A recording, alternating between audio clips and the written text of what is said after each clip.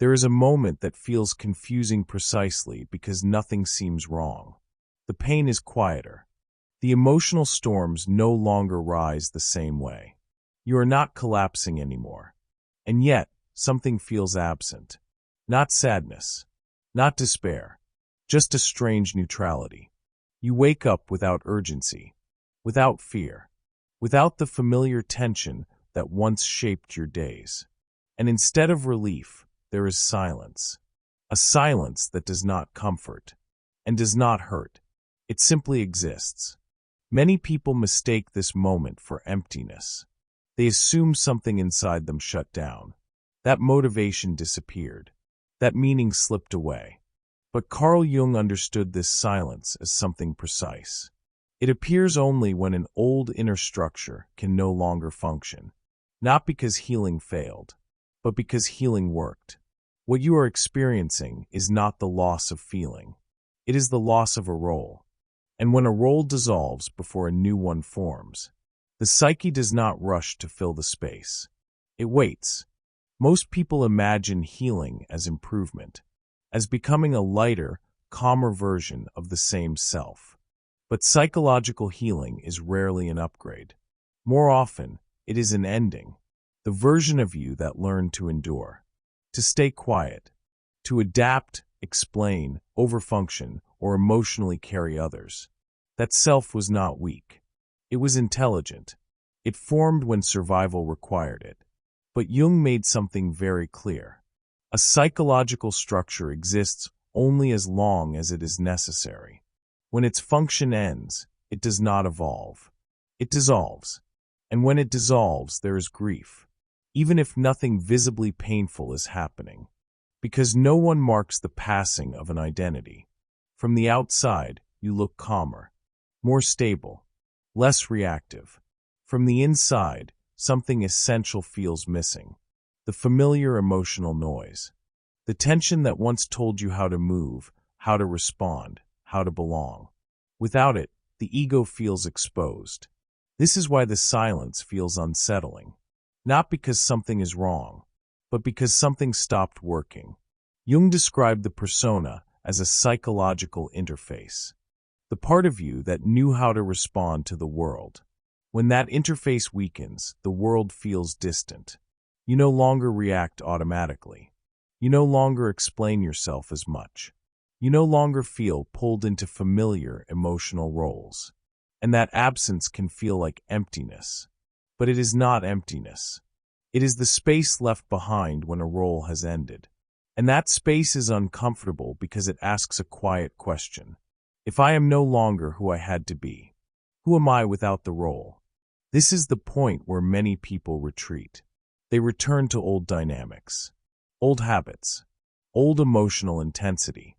Not because they want suffering, but because suffering is familiar. Jung warned that when the persona dissolves and the ego has not yet oriented itself around the self, disorientation appears, and disorientation feels like loss. But this stage is not meant to offer answers. It exists to remove identities that can no longer carry you. The psyche does not rush here. It creates stillness, neutrality, space, not to punish you, but to allow something truer to take shape. And if you are here now, feeling suspended between what was and what has not yet arrived, nothing about this is accidental. It means the old version of you has reached its limit, and something deeper has begun to make room.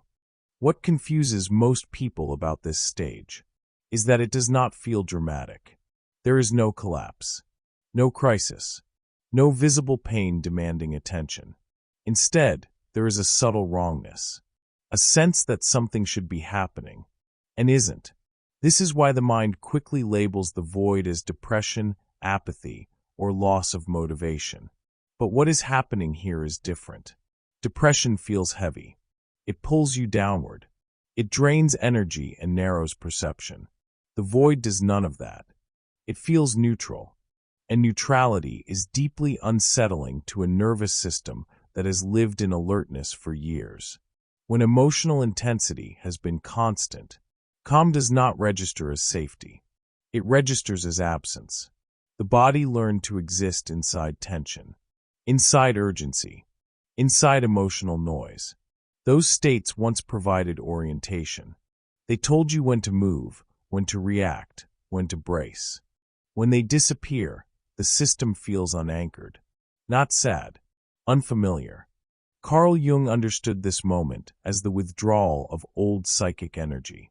Energy that was once invested in survival roles, emotional defenses, and constant inner movement, is suddenly no longer being used. And when energy withdraws from one structure, it does not immediately appear in another. It pauses. That pause is the void. Psychologically, this is not emptiness. It is unassigned energy, like a room after furniture has been removed. But before anything new has been brought in, the mind enters and panics. It wants to rearrange, to fill the space, to put something, anything, back where it was.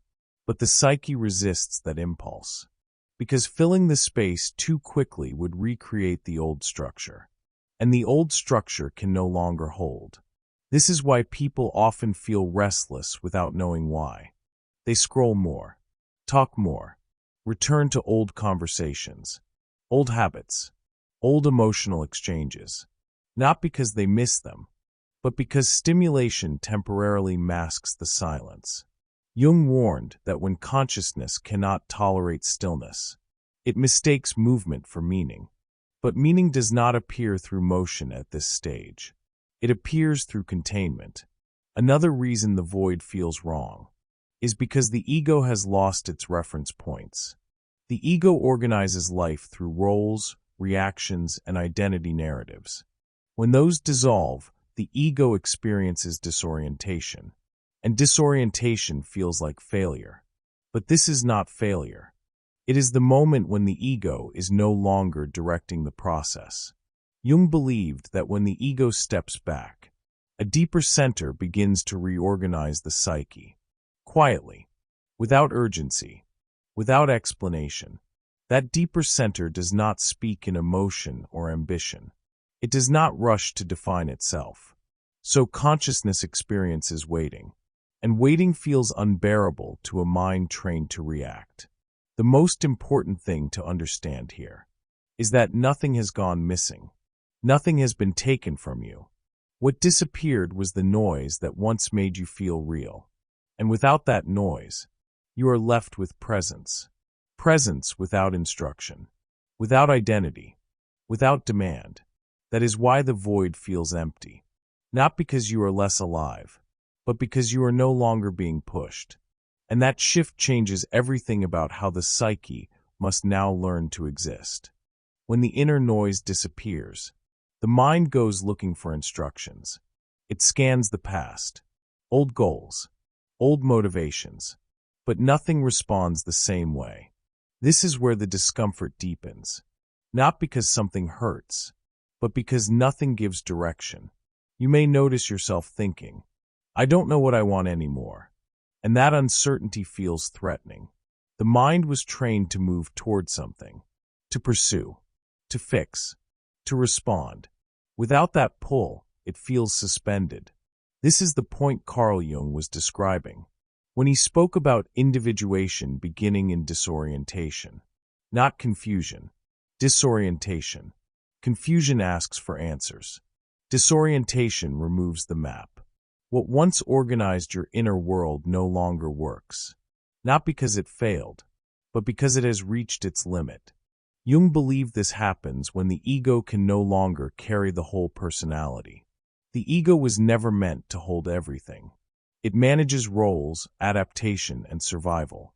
But when deeper parts of the psyche begin to surface, those roles become too narrow, so the psyche withdraws direction. It removes clear motivation. It removes emotional urgency, not as punishment, but as protection. If direction returned too quickly, it would only recreate the old structure. Another familiar mask, another version of who you already outgrew. So the psyche pauses. From the outside, this looks like stagnation. From the inside, it feels like floating, between who you were and who is not yet formed. Jung described this as standing between two psychic worlds. One has collapsed, the other has not appeared. And because the mind cannot tolerate ambiguity for long, this is where many people retreat. They return to familiar ambitions, familiar conflicts, familiar emotional intensity, not because those paths are right, but because they are known. But this stage is not a mistake. It is the psyche refusing to lie to itself.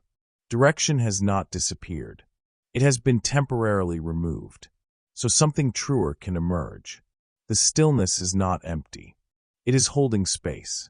And that space is where individuation quietly begins. When the mind has no map, it looks for signs that something is still working. And this is where the void becomes easy to misunderstand, because the signs are not dramatic. They are quiet, almost ordinary. The first sign is this. You stop forcing emotional reactions. Things still register, but they don't pull you the same way. The old impulse rises, to explain, to fix, to soothe, to step in, and then it fades, not because you don't care, but because you no longer disappear inside it. To a nervous system used to urgency, this feels like emptiness. Another sign appears in social spaces. Your tolerance for what is false drops sharply. Not just manipulation or obvious lies. Even small performances feel heavy. Conversations that once felt normal begin to drain you quietly. You don't leave angry. You leave tired, as if your psyche is saying, I can't live there anymore. A third sign is withdrawal without resentment. You speak less. You explain less. You stop regulating the emotional climate around you, not as a defense, but as conservation. And when that happens, some people react strongly to your calm, not because you became cold, but because you are no longer adjustable. The final sign is internal. You become less hypnotized. Guilt still appears, but it doesn't root as deeply. Emotional pressure still exists, but it no longer commands you. You feel it, and you don't immediately obey. These signs are not random. They appear when the old structure has loosened. The mind calls this emptiness. The ego calls it loss. But psychologically, it is something else entirely. It is the moment your life is no longer being driven by what once needed tension to feel real. And once you see these signs clearly, one thing becomes impossible. You can't pretend you haven't changed. Once you recognize the signs, there is a quiet panic that often follows. Not dramatic, not loud, just a persistent thought underneath everything. Something must be wrong. The mind looks at the stillness and immediately compares it to the past. Before, there was emotion, movement, reaction. Now there is space, and space feels suspicious. To a psyche that learned to survive through tension, this is where the most common mistake happens. People assume they are going backward. They tell themselves, I was more alive before. I cared more before. At least I felt something. But Jung warned that regression does not always look like collapse. Sometimes it looks like relief. Relief from effort. Relief from overfunctioning. Relief from emotional labor that once felt necessary. Regression pulls you back into familiar suffering. The void does the opposite. It removes the fuel that made suffering meaningful. And because that fuel is gone, the ego panics. So it tries to recreate the old self. Not consciously, instinctively. You might notice yourself reaching for old dynamics. Old conversations that once charged you emotionally. Old relationships where you had a clear role. Old problems that made you feel needed. Not because you missed them, but because they gave you shape. Intensity becomes tempting again.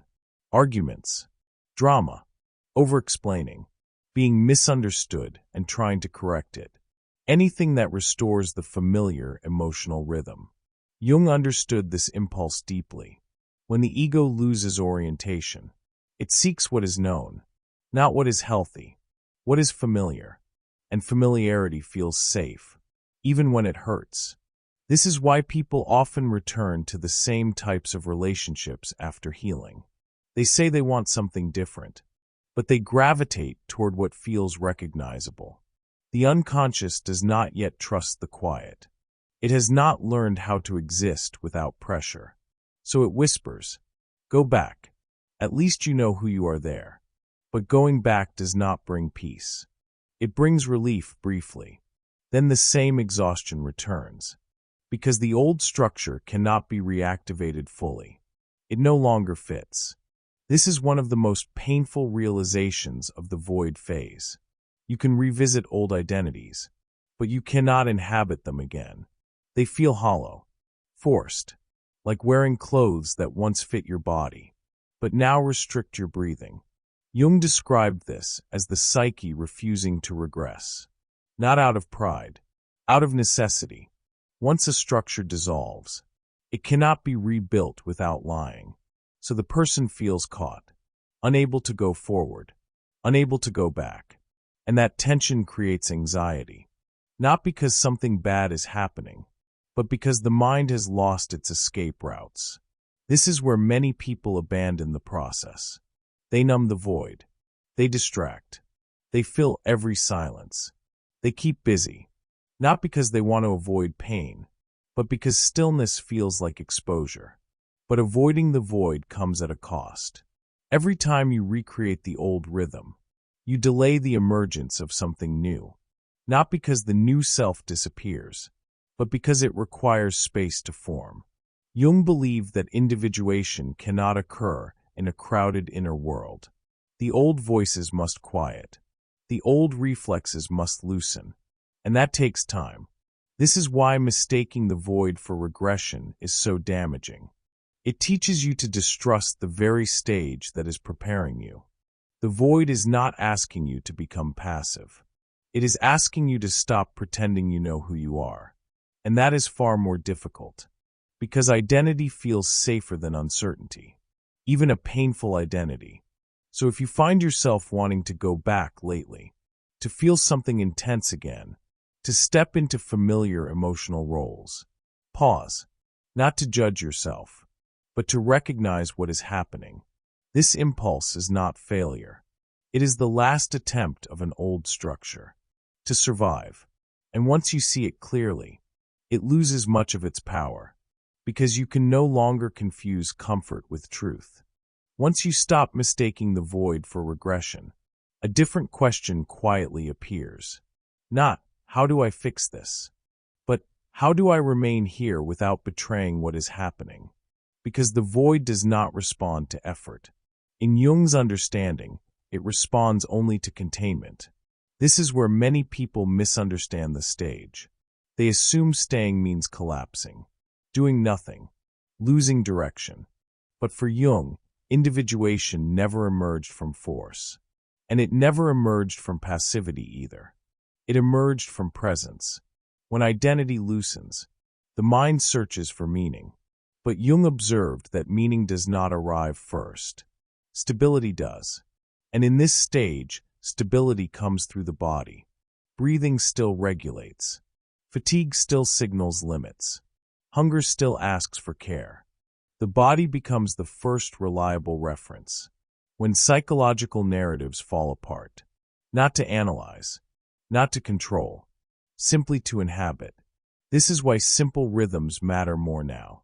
Regular sleep, walking without stimulation, eating without urgency. These are not comforts. They are grounding points. For Jung, when psychic energy withdraws from old structures, it does not disappear. It reorganizes. But reorganization requires a temporary anchor, and the body provides it. Another thing that quietly supports this stage is resisting the urge to define yourself too early. During the void, identity statements feel tempting. I'm becoming this. I'm no longer that. This is who I am now. But Jung warned that naming the new self prematurely often rebuilds the persona instead of dissolving it. A cleaner mask, a wiser mask, still a mask, because the self does not appear as an idea. It appears as alignment. and alignment cannot be rushed. So instead of asking, "Who am I now?" a truer question begins to surface. What no longer feels true? This question does not demand an answer, only honesty. Another quiet shift happens with boundaries. You may feel less available, less inclined to explain, less willing to manage emotional space for others. Earlier versions of you would have filled the silence. Now, silence feels appropriate, and that often brings guilt, especially if your worth once came from being needed. For Jung, guilt at this stage is not moral failure. It is the residue of outdated loyalty. Loyalty to roles that once secured belonging. But individuation requires a different loyalty. Not to expectation, but to inner coherence. And coherence often appears as a quiet refusal, a lack of pull, a natural withdrawal from what no longer fits. Jung understood this not as selfishness, but as psychic honesty. Another important shift during the void is the way emotions move. They still arise, but they no longer demand explanation. Sadness without story, joy without urgency, anger without direction. The ego wants to interpret them, to assign meaning. But Jung emphasized that not every emotion needed interpretation. Some needed permission to pass. When emotions are no longer turned into identity, the inner world begins to settle. And in that settling, a different center becomes perceptible. Not a role, not a personality. A center that does not react as quickly, does not need to justify itself, does not chase validation. Jung called this the self. Not something to achieve, but something that emerges. When the ego loosens its grip. This is why rushing this stage creates more suffering. Any attempt to use the void, to become something impressive, only reactivates the old hunger. The void is not a tool. In Jung's view, it is a condition, a necessary quiet, where the psyche recalibrates itself around a deeper axis. And while nothing seems to be happening, something essential is shifting. You are learning how to exist, without being driven, without bracing, without performing. And that learning cannot be forced. It can only be allowed. When you pass through this stage quietly, something subtle begins to change around you. Not immediately, not dramatically, but people sense it. You speak less from reflex. You respond less from obligation. You no longer fill every emotional gap. And that silence does something unexpected. It unsettles others. Not because you became cold, but because you are no longer adjustable. In Jung's understanding, when a person stops living through a persona, projections lose their landing place. People were used to who you were, when you absorbed, explained, soothed, or carried more than your share. When that version fades, they feel a disruption they cannot name. Some grow distant. Some test you. Some interpret your calm as rejection. Not because you changed too much, but because you changed at all. Jung observed that when projections can no longer attach, relationships reorganize. Some deepen, some dissolve. And this is not a failure of connection. It is clarity. The void does not only reshape you, it quietly reshapes your world. Because when you stop reacting from old structures, life can no longer meet you in the same way. What you are experiencing is not emptiness.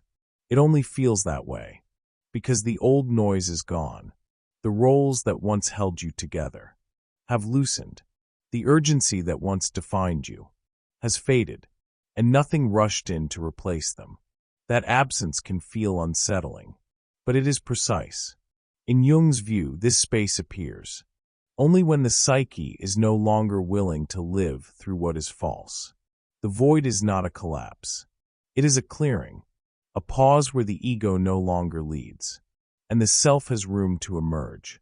Not loudly, not all at once, quietly, through alignment rather than effort. You are not meant to understand this stage fully while you are in it. You are meant to remain honest within it, to resist rebuilding too soon, to resist returning to familiar suffering, just to feel like someone again. Because what dissolves here cannot be revived without distortion. And what comes next cannot appear while the old structure still speaks. If this moment feels unfamiliar, that is because it is. And if it feels lonely, that is because you are no longer living from borrowed shapes. The void is not asking you to become less. It is asking you to stop pretending. And when that happens, life no longer responds to who you had to be. It begins responding to who you actually are. If you're in this quiet in-between right now, write, "I'm here" in the comments. It's a way of not abandoning yourself. And if you want the next part, why people pull away after you heal, subscribe. It's coming next.